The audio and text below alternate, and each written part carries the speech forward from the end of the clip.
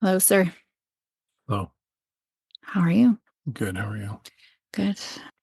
I cannot believe we're in like the second week of December. Unbelievable. Yeah, What's the show we started watching with Ted Danson? I'm in inside. A Man Inside? A Man in the Inside? No. Just a Man Yeah. Inside. So the words I used were what the title is. What? Oh, I think I'm sitting too close to the book or the I dresser. appreciate you clarifying because it sounded like you laughed at something I said and I hit you. Ow. So I appreciate you clarifying. No, my head went back. And my head feels like it's going to explode. Anyway, so that show, Mhm. my favorite parts are the parenting parts. Yes. So What three, about them? well, just it's so true. It's not even an exaggeration Oh, with the boys? with the boys. Yes. 100%. Hey, how was school? Here, I'll give you $20 to someone who answers me more than one word, or I don't know. Yeah. And what was the one kid? One kid was nothing exciting happened. Second kid was I did math. And she said, you do math every day, buddy. That doesn't count. And the third kid didn't pay attention and no clue what was going He's like, on. huh? Yeah. He's like, I didn't hear because they're all on screens. So that when they come in, the boys are all on So screens. I liked it when they were looking for food in the fridge. We'll It explain happened. it first. So basically they made dinner, served it. Two of the three kids accepted dinner, but wanted it different. One wanted it with like one topping, the other wanted with the other topping, and the third boy said, "Can I just have a peanut butter jelly sandwich?" To which the mom said, "I'm not making it. If you want to make it yourself, you can." So he went to the fridge, opened the fridge, and literally said, "Where's the bread? It's in the fridge, buddy. Where's the peanut butter? It's in the fridge, buddy." And then he kind of turned and looked at her. And this is the part that struck home where he just sat and stared at her and said, "I know you want to ask it, so go ahead. Where's the jelly?" And literally that is what that one scene encapsulates raising children better than anything else I've ever seen on TV. Yeah. Because literally the night before, I had asked Maya when she got up to make you guys tea, can you make me a tea? Sure, what do you want? I said, I want the decaf Earl Grey that's in the corner cupboard, either on the first or second shelf by the coffee machine, like by the kettle. Too many words right there. Too many words. Yeah, but if I just said in the She cupboard, would have heard kettle. regardless, there's no amount of words. See, this is the thing. So This is our university the daughter thing. who's been invited to take honors. You guys, Yeah.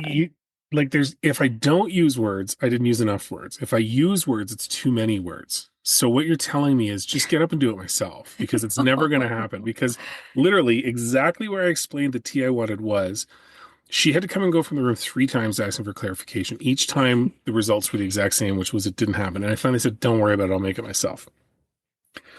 I didn't bother making one because I was just physically and emotionally exhausted from the exchange that night. So I just forgot about tea. But today I went to make a tea and thought, oh, an Earl Grey tea would be really nice, decaf.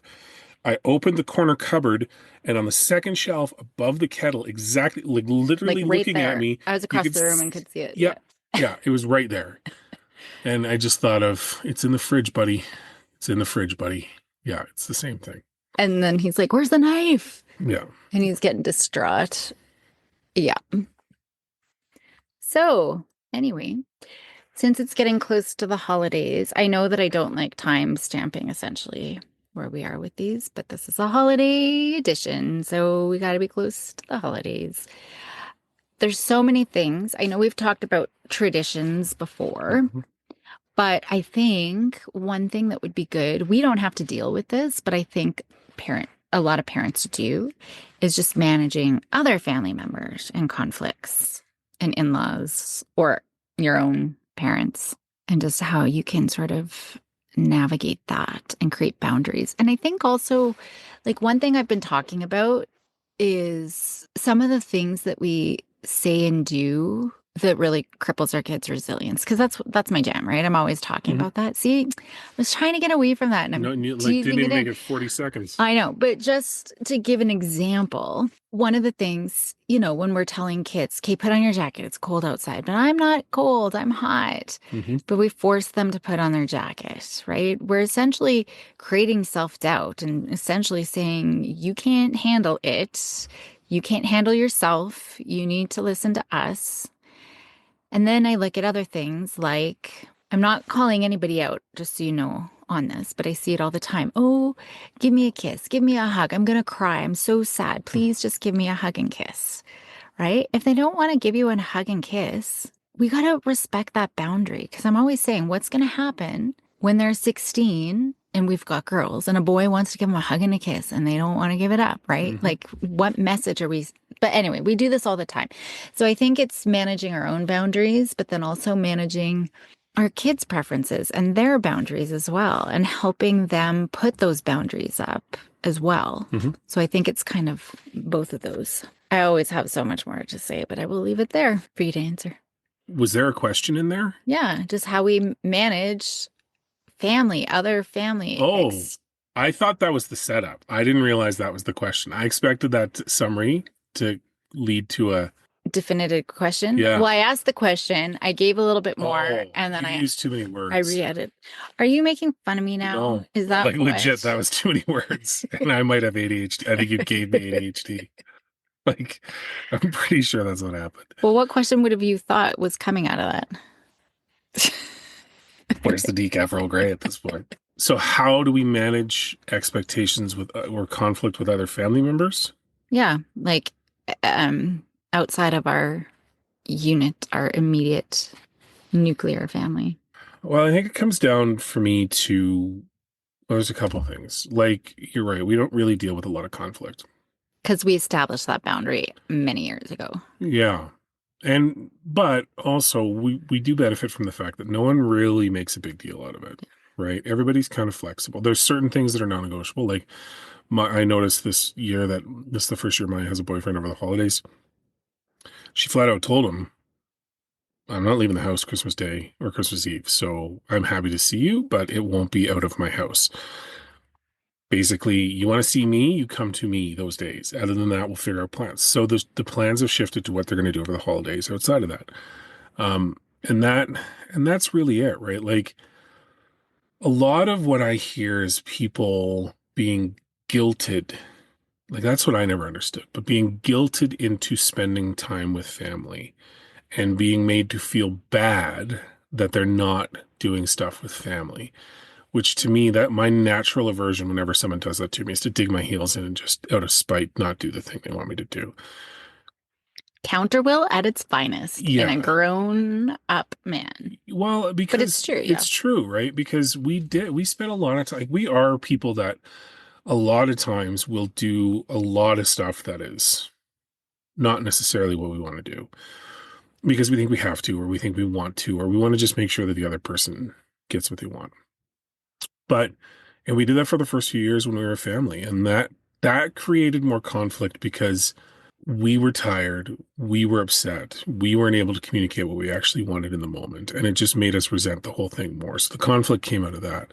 It wasn't until far, far away from the actual event. So I think this is the key part is not even so much setting the boundary, it's setting the boundary up way in advance. Like Proactively. we talked about it over the, like, I think within 2 months after Christmas, we were like, yeah, next year we're not doing that. Yeah. Right. Like Just you. driving to, like having our Christmas, then going Yeah. to another parent's house for Christmas, and then another one with a baby. Yeah. And we just said next year, this is what we're doing. And we had to remind them a couple times. Right. But it sunk in. Oh, because now it's not even a question. Right. Like mom's only question around Christmas is, hey, I know you guys are doing your thing. When do you want to get together? Great. We'll get together this time. Right. But it was because we were proactive about it. There wasn't any emotion involved in it. We just said, this is what we're doing. And then we repeated it. And then we stuck to it. Right. Because there were a couple times the first couple of years where people did, well, why don't you guys just come over? We're like, no. Right. I remember there was one where your parents were not super stoked because we weren't going to go to your brother's place on Christmas Day. I'm like, no, we're good. And almost caved. I'm like, no, like, I think one of us said to the other, you can go, but I'll see you when you get back because I'm not going. And so once they realized that that was kind of it, yeah, they were a little, they didn't get it then, but over time it just became the norm, right? Yeah. And that's the other thing is traditions over the holidays are just routines. So if you want a different one, you just change the routine and people get used to it. And if they don't like it, well, then they're focused on the wrong stuff anyways. But I think on that note, it did help. We have established our traditions Hmm. that, like Christmas Day, we don't have a big Christmas dinner. We have our preferred. So everybody knows we're not having Christmas dinner. We might have a Christmas dinner any other time, but Yeah. on Christmas Day, we each get to pick our own favorite food to eat. Yeah. And it's usually a mishmash of stuff. Like last year, Maya had cannelloni and you and I do steak or something, and Willow does whatever. Like one year, it was one of them chose pizza pops. Yeah. Like that's literally what it was. So they know, and I think that is a tradition that we've maintained for years now. And I think that's just become part of, well, it has part of our Christmas tradition. Same thing with New Year's. We have on New Year's Day, we have a tradition. Hmm. Although I'm gonna be sad. That's why I was asking Maya when she's not gonna be here because we're gonna have to shuffle that. It won't be so. I guess things will shuffle now that they're getting older. But I think that helped. And setting it up in advance. One of my questions was going to be just how do we make sure we make the most of the holidays, which I know we've done, and I'll maybe link to some of those other ones, like making the most of the holidays. But it's being proactive Hmm. and knowing this is what we're doing because I think we are bad.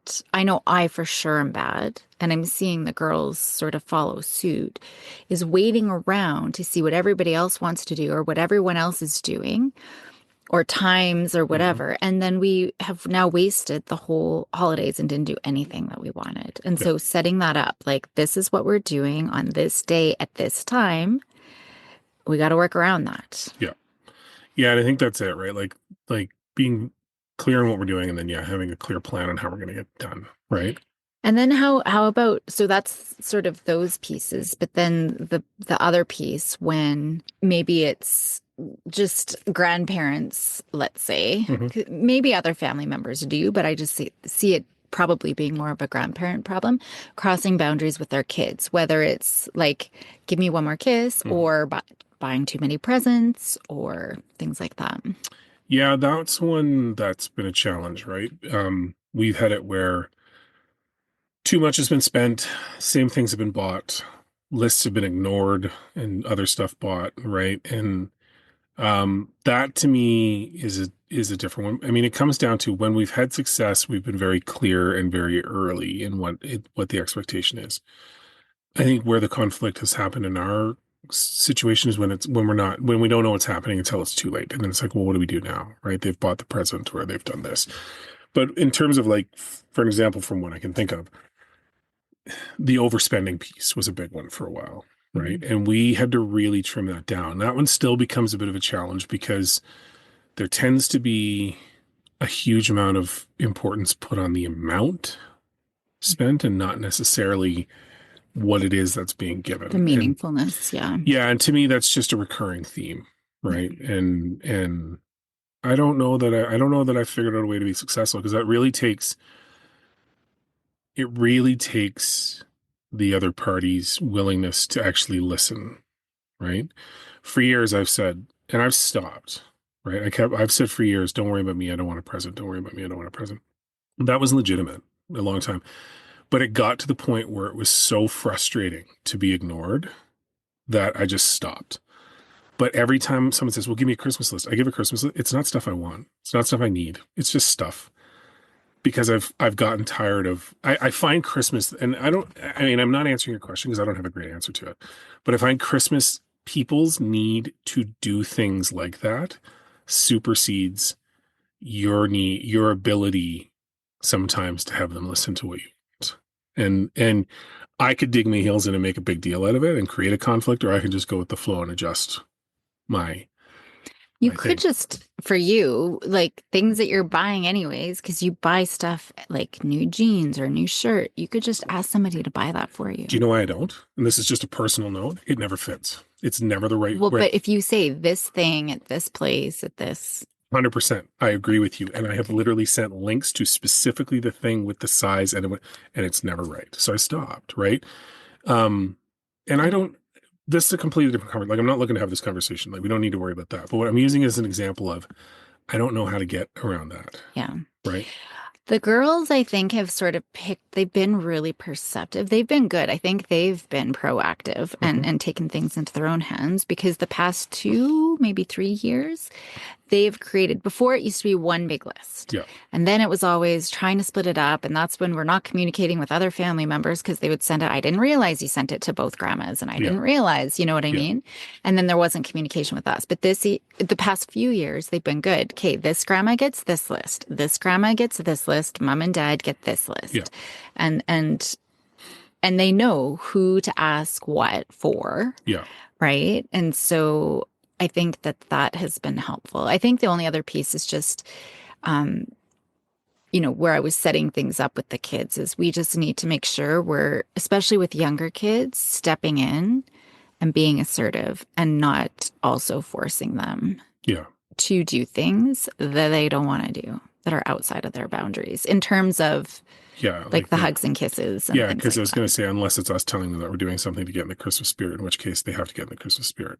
They are. They Yeah. are. They're really they love it. And I'm like, "Okay, we're going to do 12 days of Christmas where we have to do something Christmassy for 12 days and we're each going to take a turn." And we've gone to a couple Christmas Hmm. fairs. Today we actually went to the 12 days of Christmas at Heritage Park. We did. I've heard So, we're doing Zoo Lights soon. yeah. But again, that comes back to just planning it out, right? Being open about it. Hmm. It's just planning it out, making sure we know kind of what we want to do and when, or else, yeah, we sit around and it's too late. Right. So I think for the listeners, I think it's helpful to be proactive, get on offense. I'm always saying get on offense. So think about what those potential conflicts are, right? Maybe it's around dishes or Hmm. times or days or how you're splitting up your time. So look at what those potential conflicts. I think it's also important to do what's really important for you. If there's one thing that you hope to get out of this holiday, maybe it's more closeness, more Hmm. bonding, maybe it's relaxation, maybe it's whatever. I don't know. Think about that. How do you make that a priority? And really follow, even if other people aren't going to like it, what's most important for you and your family. I Yeah. think that that's, And then stick to it. yeah, critical. And then have those conversations and trick, hack. I don't know what the word is. My brain feels like it's going to explode. It's really helpful to preempt the conversation by saying, I've got something really hard to tell you, or I've got something really difficult, or something that you're probably not going to like to hear. Because Yeah. it actually, what were I you was to just going say? to ask why. So continue. Because it primes people's brain to think the worst. And so then when you say whatever it is, they'll be like, oh, that's actually not that bad. It's a little trick that you can Smart. do. Yeah. The old bait and switch. Yeah, What exactly. if you said, I've got something really hard to tell you? And they said, oh my God. And you said, none of us like you.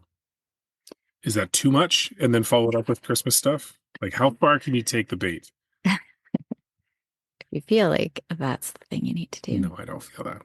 Yeah, I can see that. I think realistically, yeah, it's like we just talked about, right? Set it up at a time when it's non-emotional and then have the conversation. Because otherwise, if it's late November and you're about to have that conversation, it's too late. People are already thinking about Christmas plans and how much they Late look forward November, to. dude. We're like second week of December. No, but I'm saying to have the conversation with others about what your plans are, Yeah. right? That's Well, what I mean. do it tomorrow whenever you listen to Yes, this. for now, yeah. If you haven't Christmas already, season. the best day to do it was yesterday, so get on it. But going forward, yeah, plan ahead, be proactive. And maybe involve your kids if they're old enough too. What is it that you don't like Auntie Hmm. Betty doing, right? That Yeah. that we can like be proactive about or just sort of, yeah, look at those types of Well, and I think things. another thing as well is in this, it's one thing I've noticed is try and make sure that the kids are involved a bit more. Like I've noticed this year, past couple of years, our Christmas party, whereas the kids were relatively indifferent to it for a long, long time, they are now very proactively helping us pick the date to make sure it works for their friends and then making sure their friends have the invitation and that they're able to make it. And so that makes it a bigger deal than just you and I bringing everything together. And I think that's a piece that up until now I hadn't really thought about, but it is, you already kind of touched on it. It is about it making sure that they have an opinion and a voice and they're involved in it because they're the ones that are ultimately going to take the tradition forward or not. Yeah. And then you can see, yeah, just make it more meaningful that way. And on that note, because like the past couple of years, we've laid out jobs. These are the 10 things that need to get done before the party happens. And they've been great by setting it up sort of like that, like a buffet. And then they get to pick which things Yeah. they want to do. And we work through the list together as a family. I Yeah. think that, Makes a big deal. yeah, that's kind of a sidebar, but Yeah. alrighty. All right. Happy Hanukkah.